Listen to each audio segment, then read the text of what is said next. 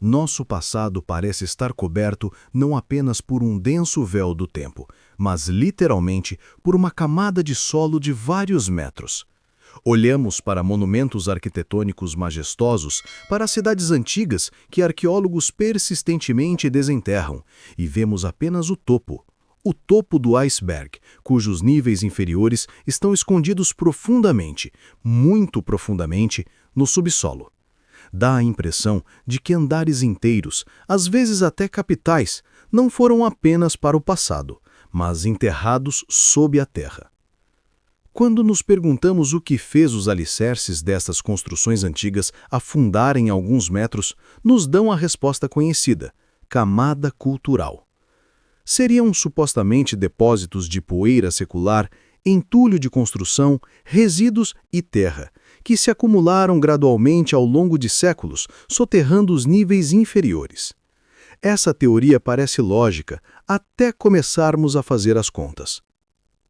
Vamos olhar para exemplos onde o acúmulo da camada cultural ocorre de forma extremamente lenta. No extremo norte, onde as condições de permafrost e decomposição lenta quase não permitem a formação da camada, 1 centímetro pode levar 100 anos para se formar. A decomposição quase não ocorre e os artefatos são preservados de forma surpreendentemente boa. Se considerarmos este indicador como um referencial lento e natural, como explicar que, em várias cidades do mundo, restos de casas e até quarteirões inteiros são encontrados a profundidades de 2 metros ou mais?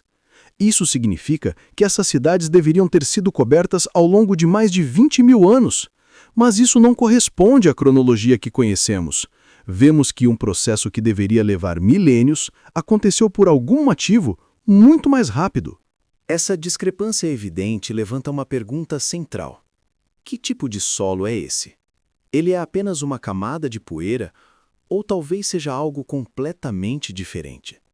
Vemos que toneladas dessa camada cultural cobrem não apenas edifícios isolados, mas continentes inteiros.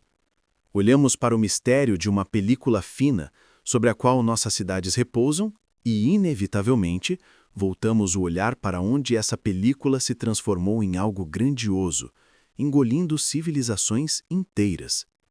Estamos falando de desertos. Espaços enormes e inóspitos, onde o solo foi substituído por dunas do tamanho de prédios. E no lugar da água, existe apenas petróleo e matéria orgânica petrificada. E aqui surge uma ideia impressionante.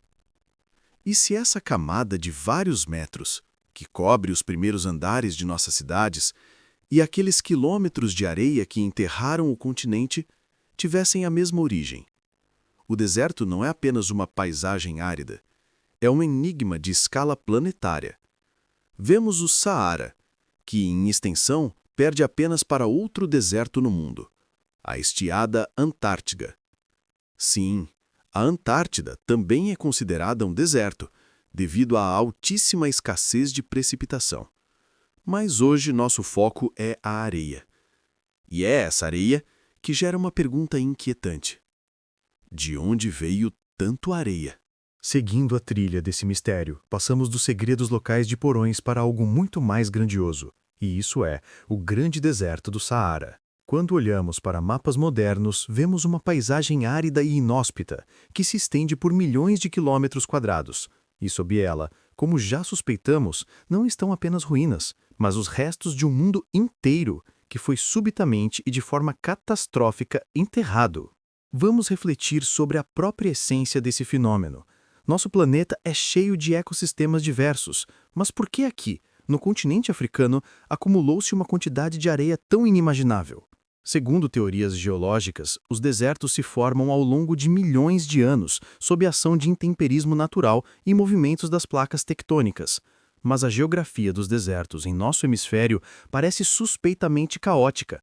Grandes massas de desertos arenosos estão espalhadas como se alguém tivesse pegado uma caixa de areia gigante e espalhado seu conteúdo em diferentes partes do continente, deixando algumas regiões completamente intactas.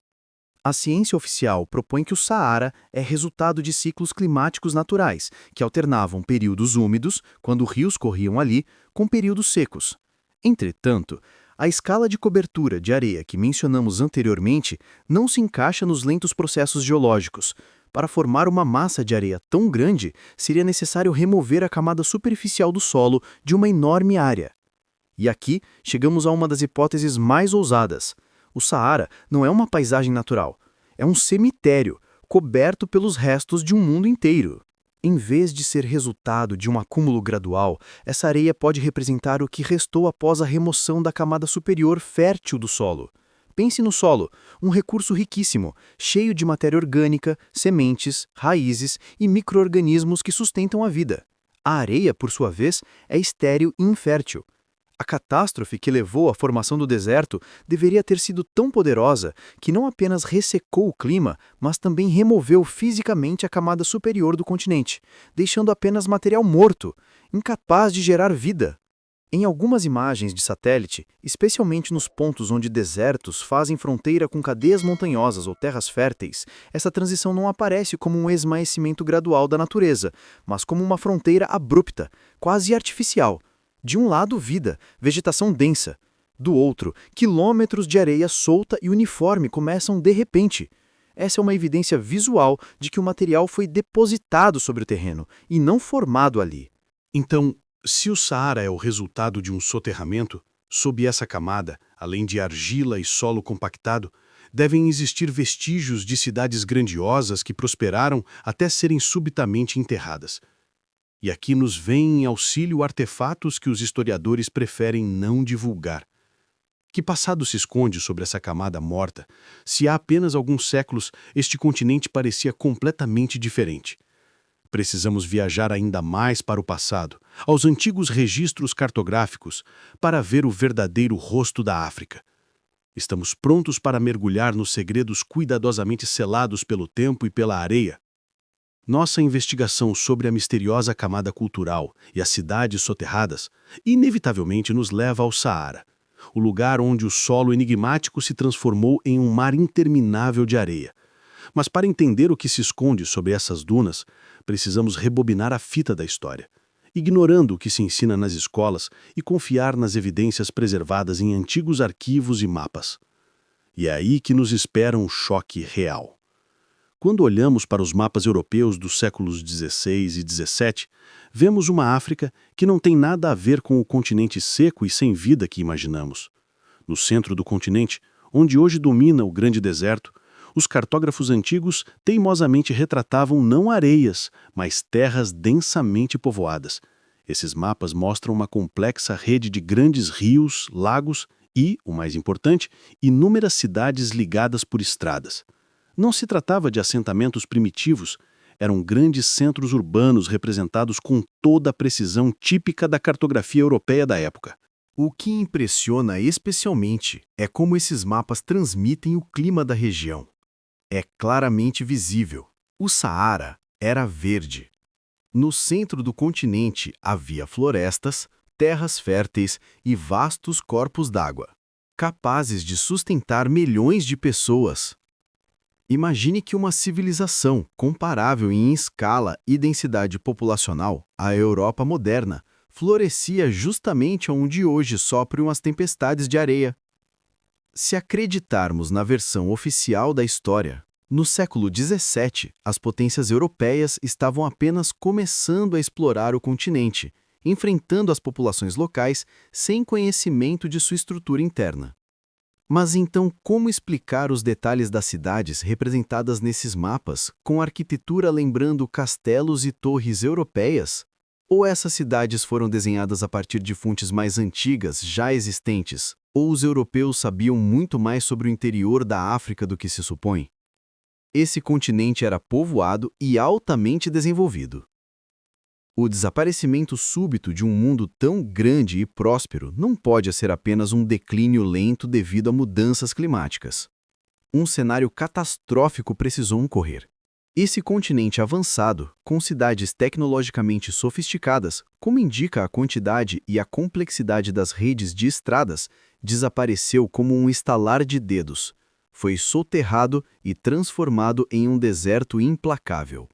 As descobertas arqueológicas que escapam à censura da ciência oficial apenas confirmam essa realidade.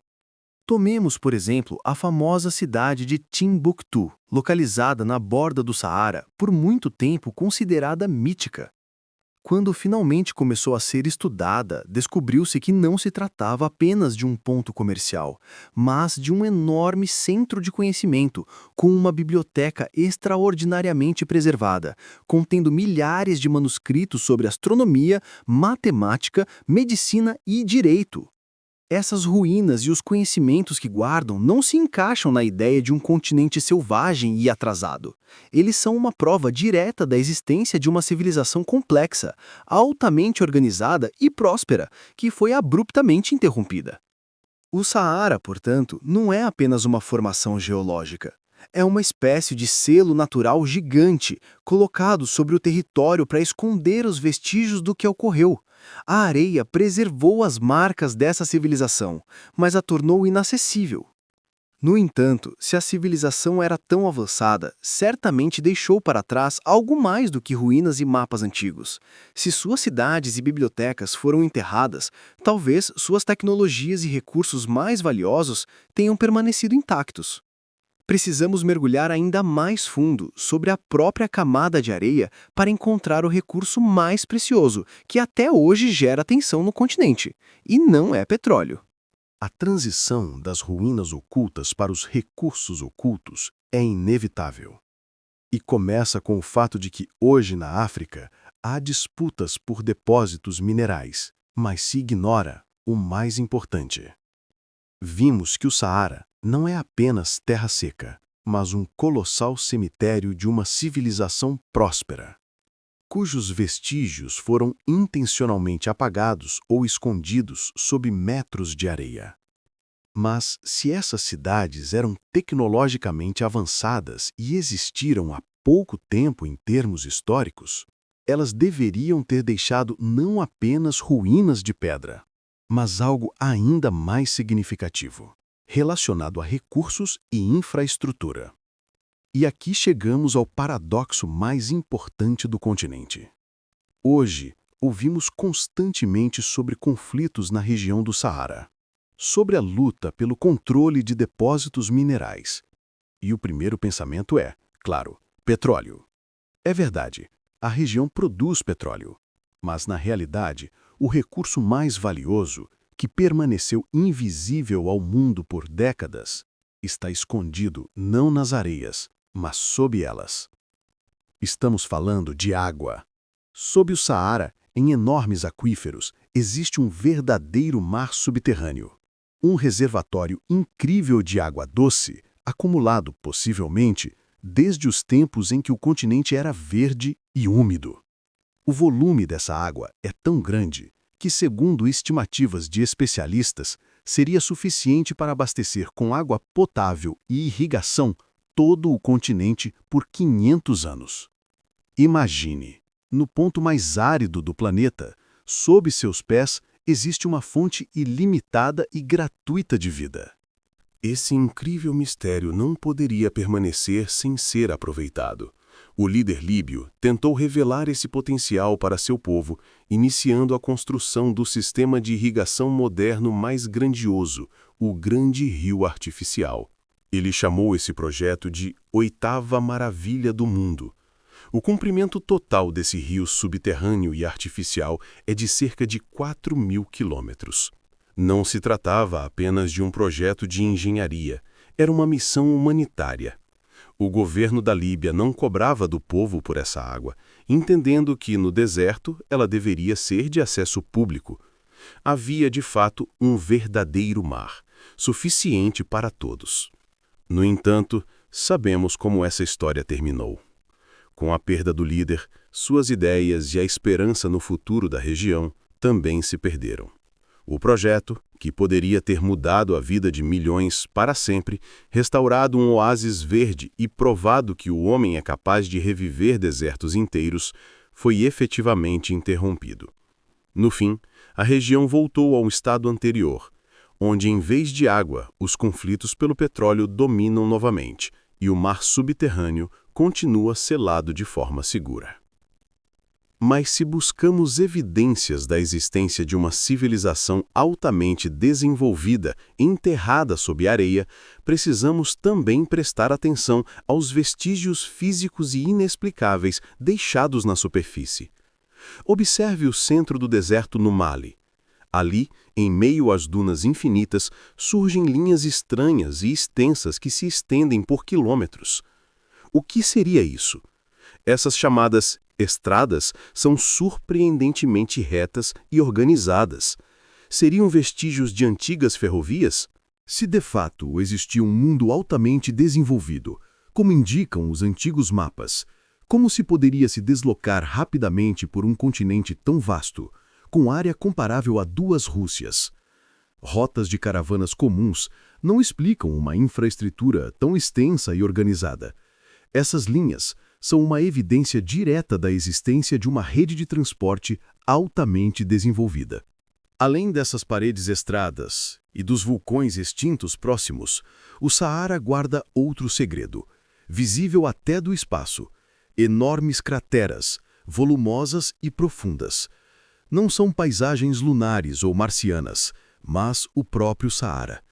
Essas formações não se encaixam nos modelos habituais de origem meteórica ou vulcânica, e sua origem ainda provoca debates acalorados na comunidade científica.